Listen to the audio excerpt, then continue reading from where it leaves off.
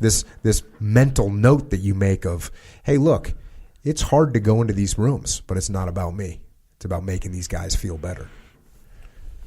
I learned a lot on those first trips. Landstuhl was the first military hospital that I went to. They're fresh off the battlefield, as you know. And the guys that I described, literally hours. I mean, they could be hours off the battlefield. And as soon as I got there, the bus pulled up. We were just about ready to get out of the bus, and a fresh batch of wounded were just pulling a bus up. The airplane had just gotten in. They put him on the bus. They brought him to the hospital entrance that we were going in, and they were all of a sudden all these technicians and everybody started running out of the hospital and started unloading this bus, which was just nothing but gurneys with wires and wounded folks on these gurneys. And I just sat there and watched them unload the bus of gurneys. And then I had to go in, and I was apprehensive about it, to tell you the truth. I didn't know how I was going to react to seeing somebody with their legs gone or any of that kind of thing. So, but I learned a lot on that first trip, and within 2 weeks I was at Bethesda and Walter Reed, and I was doing that.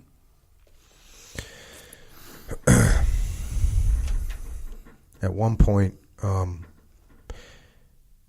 you see Kid Rock doing what Kid Rock does, which is delivering the justice of rock and roll. And I was watching MTV with my wife. And on MTV, this was 2000. This was either 1998 or 1999 or 2000. I don't know, but I was in Virginia Beach. And Kid Rock, this person no one had ever heard of, was playing the Spring Break special on MTV. Okay. And he played Ba With a Ba, whatever that song is. He played that song, sure. And I looked at my wife and I said, this guy is going to be huge. And sure enough, Kid Rock. I called it. I called it. Yeah. Did he have that little person dancing around? I don't know if he had that little dude with him or not. I remember that the first time I saw him. I said, this is unusual. But I'll tell you, like, no kidding, when I saw him for the first time, I was like, this guy rocks. Yeah. I called it, Echo Charles. We had a good time together on that. It was fun. So you see that, and of course, despite you doing this acting and directing, whatever, what's your true desire is to be a rock and roll star. So you say to the USO people, hey, I'd like to, I got a band, because you'd done a little gig with your friends, and so now you say, hey, I'd like to go on tour as well, and they kind of shine you on. Yeah, a little bit. I mean, an actor with a band is not interesting that much. But you drive on and you put together the Lieutenant Dan Band, and your first show is at Diego Garcia, which only someone in the military could laugh at, because Diego Garcia is an island in the middle of the Pacific. It's as far away as you can imagine. It's the most remote place in the world. They're like, oh, you want to go on tour? Cool. Start with Diego Garcia. Yeah. Well, here's the thing about that, Jocko. I bugged them over and over. I went on 6 tours that year. And every time I'd go on a tour, I would bug them. I got musicians I played with. I want to entertain the troops. I'm just shaking hands and taking pictures. Finally, after 6 tours, they knew I was serious, and they said, okay, we'll set up a tour for you. They didn't ask me for a CD to even hear if the band was any good. Mm-hmm. So what they did was just send us as far away as possible. Yes, they did. And nobody would ever hear about us, I guess. And you end up playing 30, 40, 50 shows a year. We've the first stuff we did was in 2003. The first place we played was Great Lakes Naval Base, which was right near where I grew up. And we played there in November of 2003, right before my second tour to Iraq, Handshake Tour. And then they set up the tour to Korea, Diego Garcia, Singapore in February of 2004, and I haven't stopped since. Now my foundation produces most of our shows. I do only a few with the USO each year, But I think from 2003 to now, we're almost nearing 500 shows for the military in that 16-year period. Impressive. And that's the only reason I have the band. I don't play for money. I play for free. I have to pay the band and everything, but I play for free. I make my living as an actor. So the band is a part of my foundation, and people donate to the USO. You know they're going to send entertainment.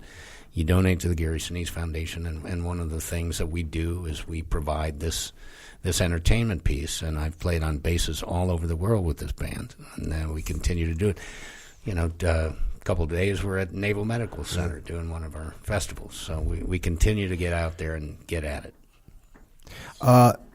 Another thing you do is you pick up the lead role in CSI New York. That's a huge deal that happens. Kind of, this is another little layer, if you will, as you're figuring out the character. You want him to be a vet. The character's original name was Rick Carlucci, and you didn't really like that. You were meeting with Anthony. Who's Anthony? The writer? Anthony Zeiger created CSI. Got it. Yeah. And so you say, hey, can we change the name? Anthony asked me for ideas for a new name. I gave him a list of suggestions for both the first and last name. The name I liked most was Mac, for obvious reasons. For the last name, I suggested the surname of Lieutenant Dan. Anthony wrestled around with the suggestions along with some others before coming to me and saying, let's do it. Right away, I felt gung-ho for my character's new name, Mac Taylor. Yeah, that's good layer, we'll say. And then just about the CSI New York from 2004 until 2013, 9 seasons, 197 original episodes. I portrayed Detective Mac Taylor on CSI New York. The show ranked as high as number 17 on Nielsen and evened out to about 10 million viewers per episode, considered quite good. Today it's been shown in more than 200 markets all over the world and continues to run in syndication. Eventually, comic books, novels, a video game, and even a slot machine in Vegas came out based on the show. Although at first I didn't see what a blessing it would be, the series became one of the greatest gifts ever handed to me. 9 seasons on television is a tremendous success. It gave me the resources I could never have imagined. It allowed me the financial and logistical freedom to take good care of my family and continue my mission of supporting the troops. I will always be proud to have portrayed U.S. Marine Corps veteran and 9/11 family member Detective Mac Taylor on CSI New York. What's the role that you get recognized for the most? Still Lieutenant Dan?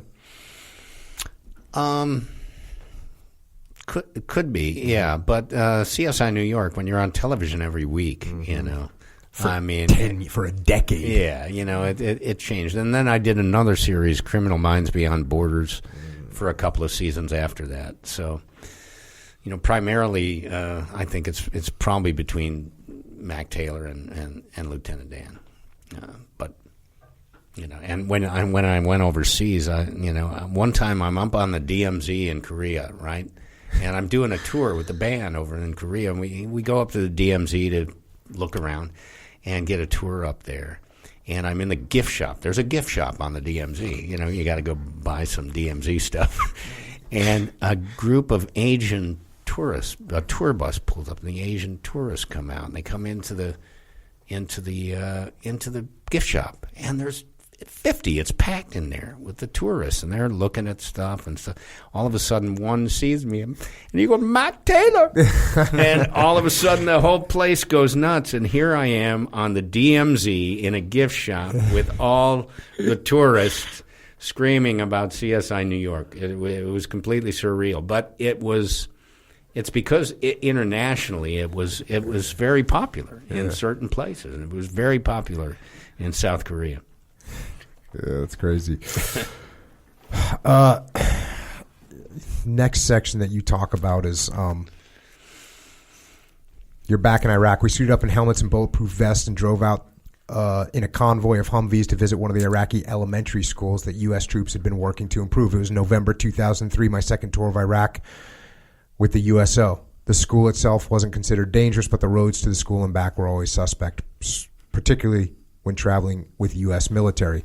So you roll into this school. I couldn't help but notice how many children sat at each desk. The desks looked longer than typical American school desks, perhaps built to seat two comfortably, yet 3 to 4 children huddled at each desk. Each little group would share one pencil stub, passing it back and forth amongst themselves, working on just a few sheets of paper. These desks and pencils were the only school equipment I saw.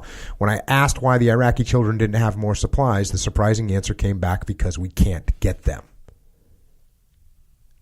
Skipping forward here, as we headed back to base in our convoy, an idea started to percolate in the back of my mind, but I didn't say anything at first. It wasn't a big idea initially. It was just simply reflecting the phrase that was digging deep into my heart: I can do more. And then you start going and gathering up school supplies for Iraqi children, and that becomes your next I'd say your next tactical mission, was getting kids school supplies over there. You hook up with Laura Hildenbrand, who wrote Seabiscuit and Unbroken, and you start this thing, Operation Iraqi Children, which eventually becomes Operation International Children. And you guys just supply all this gear to these kids. Well, the important part of that was that we wanted to give it to the troops to give to the kids. Got it. So our little motto was helping soldiers help children. I just felt, on that first trip to the school, I saw how much the kids were loving the soldiers, The soldiers rebuilt the school. They came in there, put windows in. They did all kinds of stuff for the kids. And the kids were very grateful. The soldiers were just hugging the kids. And it was a spirit that I thought was very important to preserve in some way. And so I thought, well, maybe we can collect some school supplies and send them to those troops, and they can take them out to the school and give them to the kids.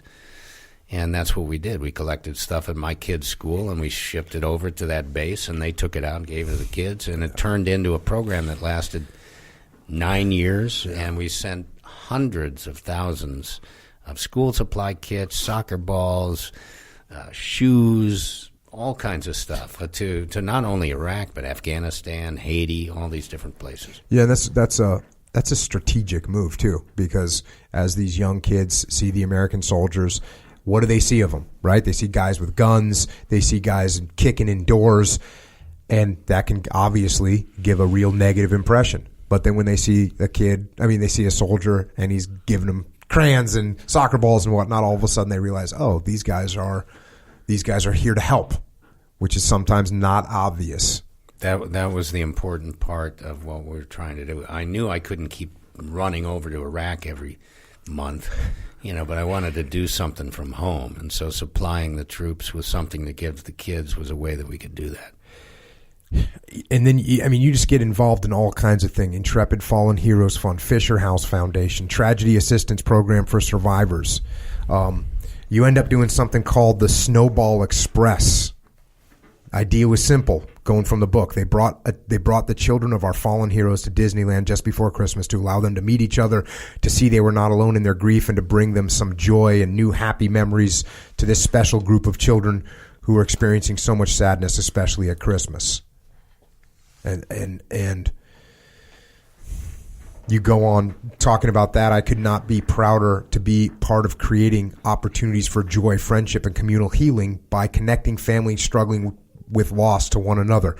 Together they share a common bond and can feel a bigger part of a bigger family. The children meet and interact with others who understand what they've been through and help each other through this unique and terrible experience.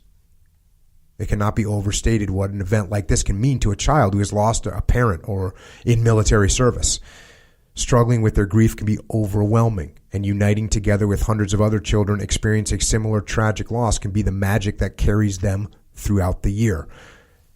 There's so much joy on their faces during these moments. It's a blessing to interact with kids this way. At the same time, I'm always reminded of the solemnity embedded in these moments, of the incredible cost represented in the faces of the children who come to this event. Last year, one girl wore a T-shirt to the event. with these words printed on the back. In honor and memory of, and underneath the words was a blank box